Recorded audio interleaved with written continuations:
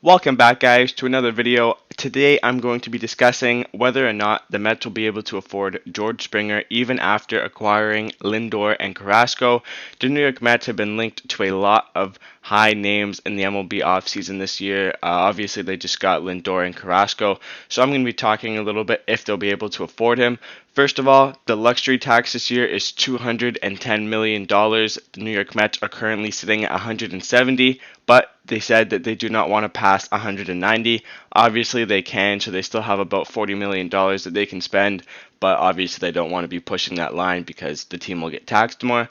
Obviously, they're going to have to re sign Lindor long term if they want this to happen. Obviously, long term, or else Cleveland got some prospects and they got some players who are already established, like Ahmed Rosario. So Cleveland definitely got a decent trade in that. But if the Mets don't sign Lindor, it will be probably worse for them.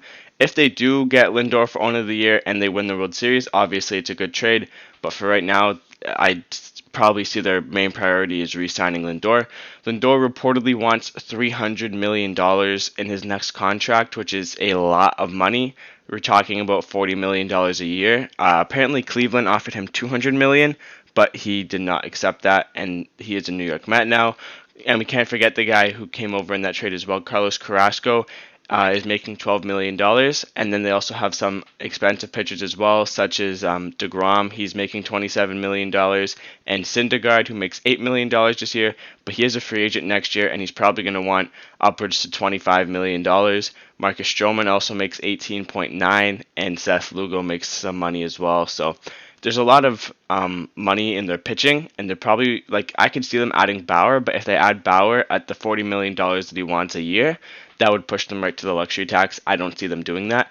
And they also have some relief pitchers that make a lot of money, like Dylan Betances and Trevor May and Familia as well. So they definitely spend a lot of money. James McCann as well makes $10.1 million. It probably helped them a lot that they didn't get Real Muto. I think that helped them get Lindor a lot because they saved cap space to sign him. And also in the outfield, we can't forget because if they add Springer, they'd probably have to get rid of Michael Conforto next year. Conforto hits the free agent market next year, and I would definitely see Conforto making $185 million easily in the free agent market. And Brandon Nimmo also is a free agent in 2 years, unless they decide to trade him. Dominic Smith and Pete Alonso, two first basemen who are very good. I probably see the Mets getting rid of one of them in the future years. Very talented players for power, but they're going to want a lot of money because they are really good. So I could see them getting rid of Smith or Alonso one day. So unless Springer wants to take less money, say Springer takes $20 to $25 million, the Mets will be able to afford him well under the luxury tax. It's just a matter of if the Mets want to. I could see the Mets, if they want to go all out, and Steve Cohen, Mr. Moneyman, with $14 billion, he definitely has the wealth to do it.